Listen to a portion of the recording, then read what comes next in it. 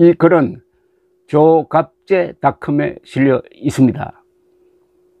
제목은 윤석열이 이준석에게 이기면은 민주당에는 진다.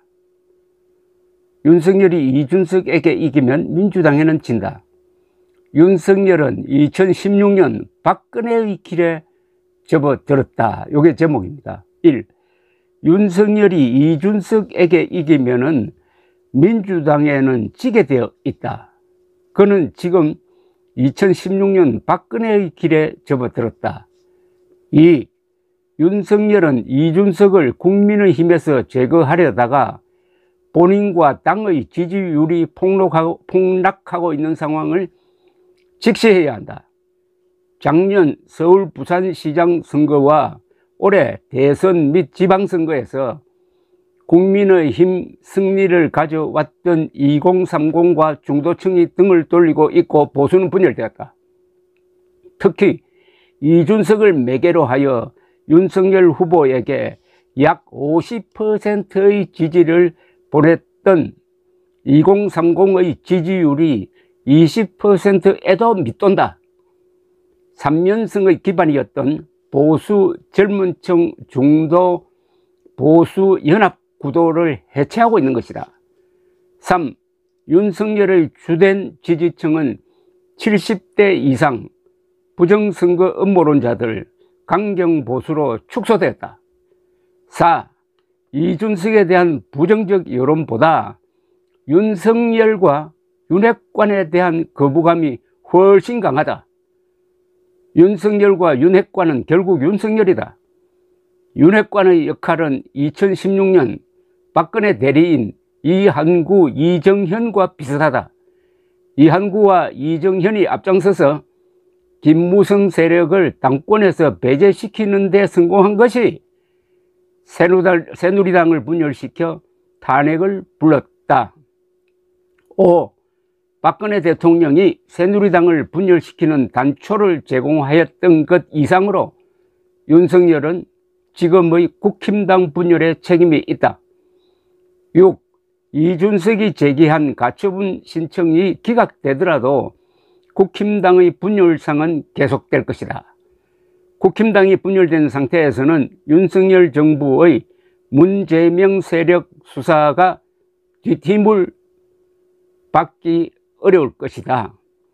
7. 이런 때 최서원 사건 같은 스캔들이 터지면은 민심, 민주당, 종북 세력, 좌파 언론이 한덩어리가 되고 여기에 국힘당 내 반윤 세력이 가세하면은 탄핵 이야기가 나올 것이다.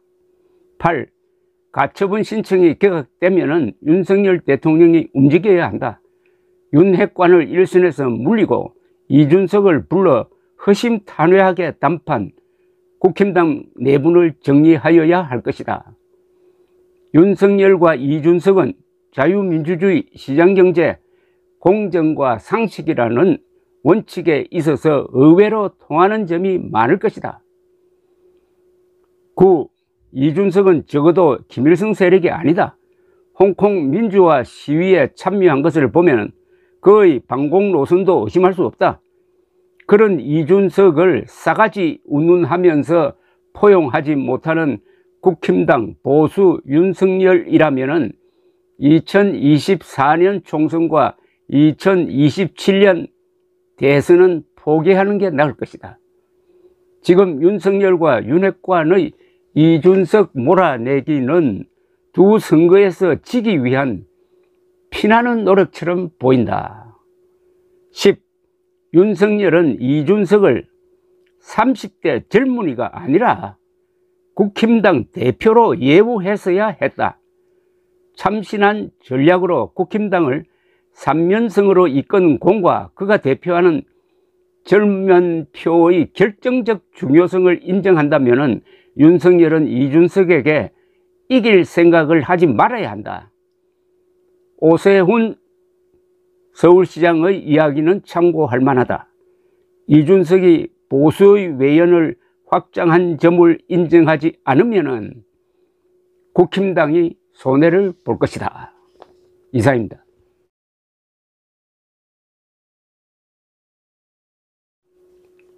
이 글은 조갑제닷컴에 실려 있습니다.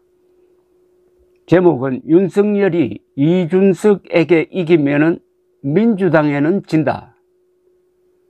윤석열이 이준석에게 이기면 민주당에는 진다. 윤석열은 2016년 박근혜의 길에 접어들었다. 이게 제목입니다. 1. 윤석열이 이준석에게 이기면은 민주당에는 지게 되어 있다. 그는 지금 2016년 박근혜의 길에 접어들었다. 2. 윤석열은 이준석을 국민의힘에서 제거하려다가 본인과 당의 지지율이 폭락하고 있는 상황을 직시해야 한다. 작년 서울 부산시장 선거와 올해 대선 및 지방선거에서 국민의힘 승리를 가져왔던 2030과 중도층이 등을 돌리고 있고 보수는 분열되었다. 특히 이준석을 매개로 하여 윤석열 후보에게 약 50%의 지지를 보냈던 2030의 지지율이 20%에도 밑돈다. 3연승의 기반이었던 보수 젊은층 중도 보수 연합 구도를 해체하고 있는 것이다. 3.